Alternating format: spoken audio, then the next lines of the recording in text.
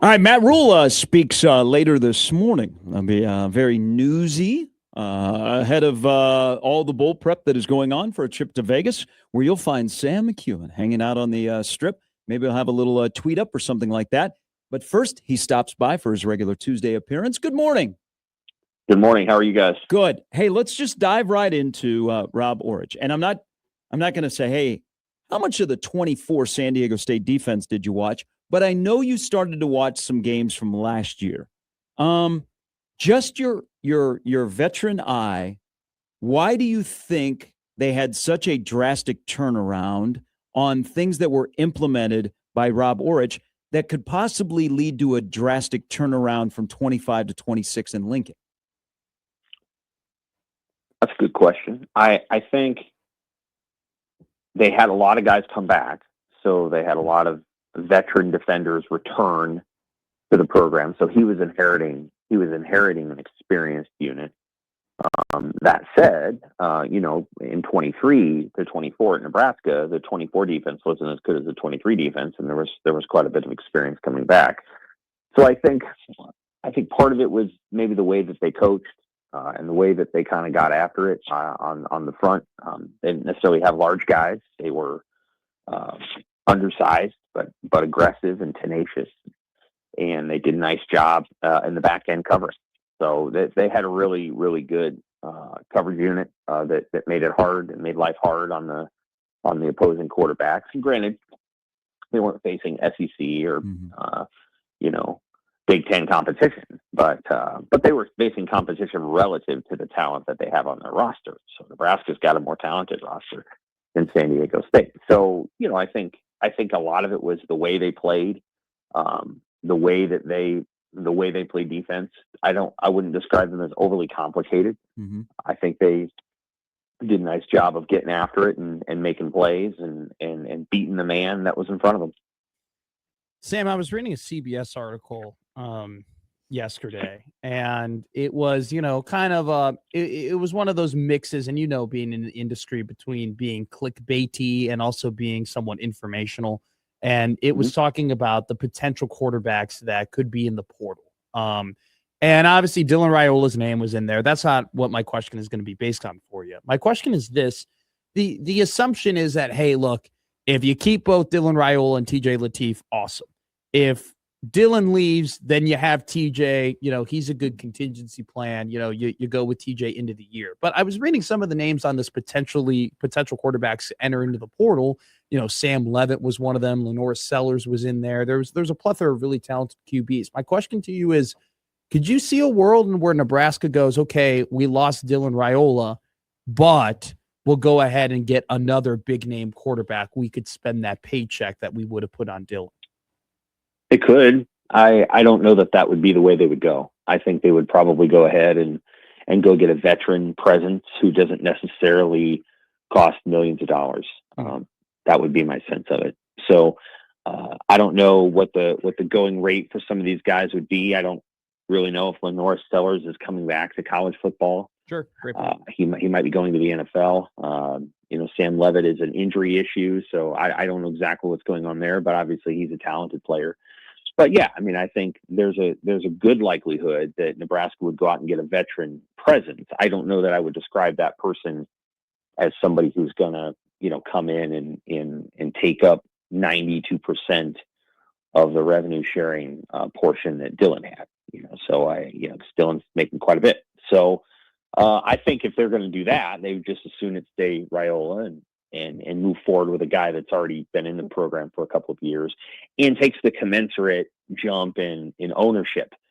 We had talked about that a lot last winter, and we were told he was doing that. And I don't question that he was, but I think there's another step for him to take in that journey. Hey, sticking with portal, because Parker goes in, just kind of a exciting recruitment, a four-star kid out of a place that Nebraska's tried to mine for a long time in St. Louis. Mm-hmm. Just, he was hurt when he got here. Seemed like he was in the doghouse. You never heard much about him, even into the fall when they were going to redshirt. The writing was on the wall. Are you the least surprised that he is into the portal this early before they even begin practice? No, I'm not. You wish him well, but I think when they moved Mosey to the running back role, I thought it became pretty darn clear that some of these younger guys were going to move on. Isaiah Mosey came to Nebraska as a slot receiver, and then when he got here, I think they felt like his running back skills were elevated, and so I think that's just a natural understanding, because as it stands right now, they would have had 5 scholarship running backs, and they're going to go out and get somebody in the portal. I feel very confident that they're going to go out and get somebody who's older and put him on the roster too. So that would be like 6 guys at scholarship running back. Mm-hmm. So it's not surprising to me that Parker left, and you wish him well. It just didn't work out here, and a change of scenery may do him well. If I gave you the option for the defensive line to acquire an interior run stopper or a pure pass rusher for the defense, what would you take? The run stopper. I think Nebraska has pass rushers. They need to be developed, and they need to play pass rusher. So Williams Nwaneri obviously did some of that. I think Keona Davis needs to be moved back outside and become a guy that hunts off the edge. I think once you do that, and maybe you do that with Ken Lenhart too, you're creating the players that you already have. And I think they've got guys in the roster. I think they, you want some interior players who can get after it, who are mobile, but also physical and hard to move. And can you get a player like that? Can you get a 4.3 or a 4.25 defensive tackle at 310 pounds? You better believe you can. Absolutely. Yeah. And so I'm sure that's what they kind of hope to do. I have no issues with the three-man front, 3-3-4, 3-3-5, whatever. But if you're going to land somebody head up over the center, that guy needs to be a very, very hard person to move, and needs probably to be 320, 325, very strong. And Nash Hutmacher was that. He was just hard to move. And you need to have a player like that if you're going to be in a 3-man line, because otherwise that guy can get double teamed and he can get shoved off the spot. I don't again, John Butler's gone. So there's not going to be any more, it's John Butler's fault or he didn't do it right, whatever. I don't think they had a 3-4. No, they tried to have Van Poppel play on the nose. I mean, I think Riley Van They Poppel, did. I think when they put him in a pass rushing defensive tackle, I think we'll see back to what we saw before this past year with him. I think that's true. There's games where Riley only played 15 snaps though too. I mean, they had Elijah Judy playing that role, and it didn't work. No. Just he's probably a 2 technique, or it doesn't matter now. The reality is it's over, and I think that there were miscalculations made by a broad number of people related to that run defense. You had the head coach saying they were going to be hell on wheels in the offseason. I think it's just fine that you want to put that on. And say Butler wasn't a fit. I think that's probably true.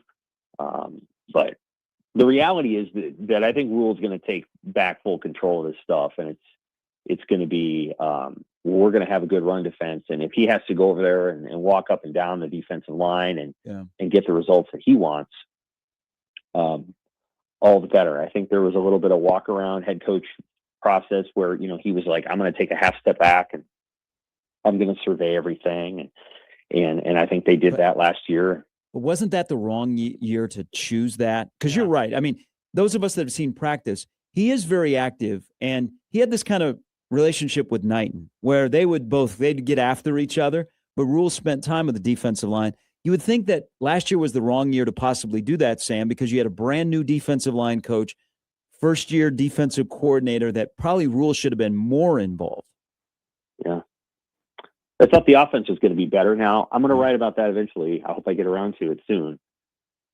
There's a whole different part of this conversation where the defense that John Butler wants to run fits Nebraska a lot better if Nebraska's offense is better. And it wasn't. And that's part of the issue here. The Minnesota game was a total turning point. Obviously, they tried some things in that game that didn't work.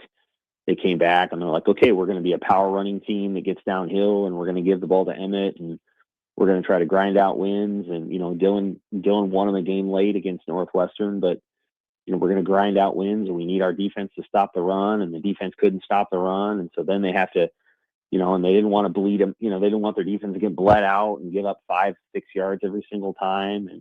And so then they, dedicated more resources to stopping the run, and then they couldn't stop the run, and then they couldn't stop the pass. And some of it all goes back to, you were paying a lot of money for that offense to be better than it was. And so I think that's part of it. You got to get to the point where, whether it's TJ or it's Dylan or it's whomever, that offense has to function in a way that's more explosive and dynamic and befitting of the person who's calling the plays.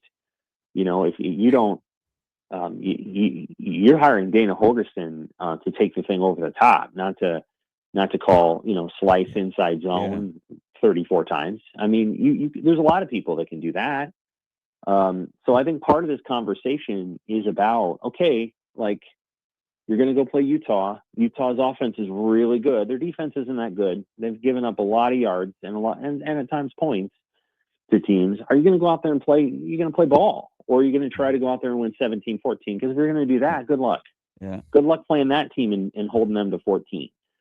So I don't know. Like, I think there's a big part of the conversation. And I understand why Butler's gone. He's going to get paid to leave, right? But 1.1. But you've got to figure out a way to get that offense to where you want it to be, or your defense has to be so good that you can run this, primordial run offense over and over. Yeah, we're vibing with you. Sam McKewon of the World-Herald joining us. So let's slide back to running back, and I'm in full agreement with you. Like, the numbers in key areas have gone up in the last year offensively, but the explosive plays that Dana, in his coordinating of offenses at numerous stops, those have been the big things. They're not there. And you have to find either the schematic part of it or the players. But let's slide back to running back, because it's almost like an open tryout for the next month to see who gets a leg up. But we know that Nebraska will dip into the portal, and, there's some names that are floating out there. I mean, they could kick the tires again on Marty Brown, but we all have looked at running backs that are starting to jump into the portal. Do you believe that Nebraska's starting running back is currently on the roster?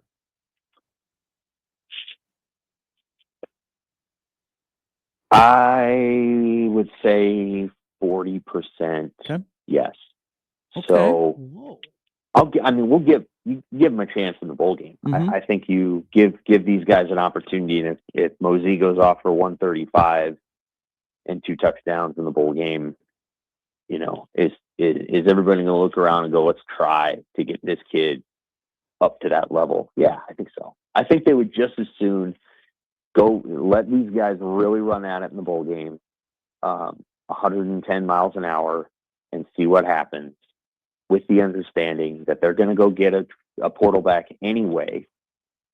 And that I think everybody in that room kind of knows that. I don't think anybody's going to portal back. Nobody's going to do that. So what you do is you're like, listen, guys, you got 20 days now, and you can go make this thing your own and attack every second. Like it's an opportunity to be the starting running back at the University of Nebraska. And I think Nelson and Mosey will really attack it, and Barthel will make them attack it. And then you kind of see what they do, and then you match what they do against what you think you can go get, with the understanding that, again, if Mosey can't be the hammer back, then they're going to go get a hammer back, and that guy's going to be the guy that's running the ball inside the 20, and it's just the end of the story. They're screwing around with, it doesn't even matter anymore, but they're screwing around with tight ends doing sneaks, and they were missing Dante Dowdell, and like, as good as Emmett Johnson was, plunging him into a line when you need him to touch it 30 other times in the game, rushing and receiving, this doesn't seem that wise. Like, you need Emmett Johnson in the open field. It's where he's the best, is like catching the ball. And they needed a big back. And so they're going to go get one of those. And I'm sure what's going to happen is they're going to play this bowl game, and they're going to say, all right, guys, here's your chance. Now show us what you got. Yeah. And if you guys go out there and you have 3 carries for -3 yards, you missed 2 pass blocks against Utah, we're going to have the understanding is you're going to have a talk real soon after that about whether you're going to be on the team. Like, so there's a lot riding on that bowl game for some of these young guys. And again, Utah's defense is not that good. It's pretty good, but it ain't that good.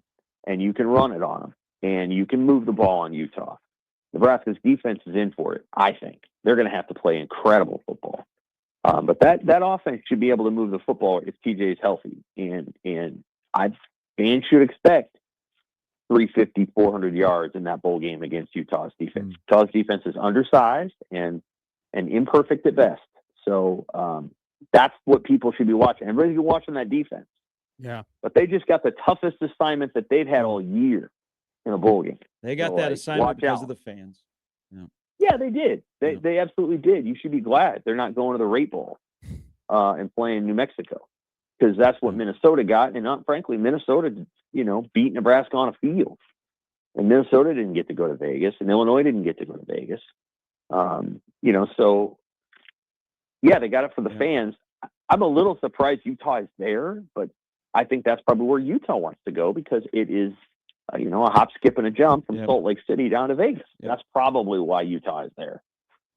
Indiana won the Big Ten, and the big play, 3rd and 6, they throw the ball. It was awesome. Comes down with the catch. They end up winning the game. Yeah. Kurt Cignetti gets asked in the post game press conference, why'd you call that?